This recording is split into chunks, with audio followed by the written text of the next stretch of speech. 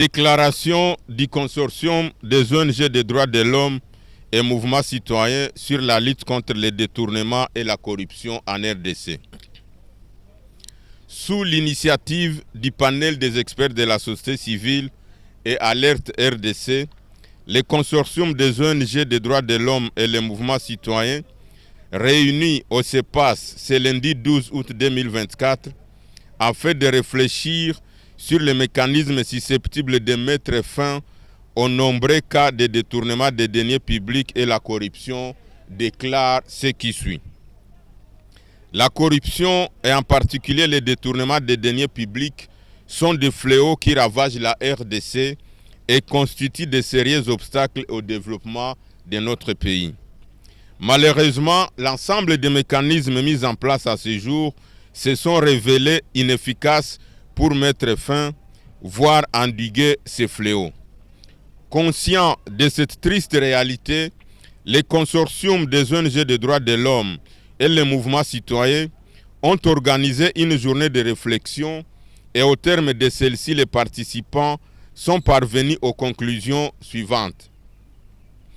L'inefficacité actuelle dans la lutte contre ces fléaux résulte du manque de collaboration entre les différents organes mis en place par les autorités dans la lutte contre les détournements des deniers publics.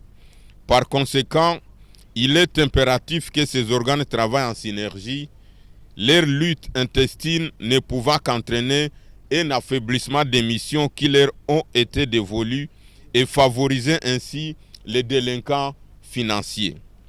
L'absence de sanctions en cas de violation des procédures administratives mises en place afin de lutter contre les détournements et la corruption est une faiblesse réelle dans la lutte contre ces fléaux. Or, ces violations constituent le premier signe d'une volonté de détourner les deniers publics. Il en est ainsi, par exemple, de multiples violations des dispositions et règlements encadrant l'octroi des marchés publics.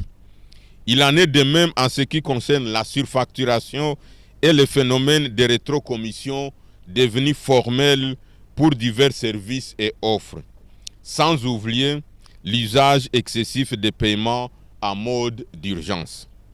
Devant ces tristes constats, le consortium des ONG des droits de l'homme et les mouvements citoyens formulent les recommandations ci-après.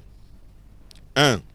À l'inspection générale des finances, à la Cour des comptes, à l'ALPC et au SENAREF, de mutualiser leurs efforts par une synergie ou une concertation dans les actions menées par chaque structure afin de mieux lutter contre les détournements, la corruption et le blanchiment des capitaux.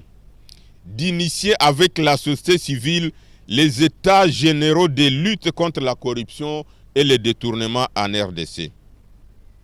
Au gouvernement et ou au Parlement, d'initier une première loi qui va définir un cadre de collaboration entre les différentes structures de lutte contre ces fléaux qui rongent la RDC.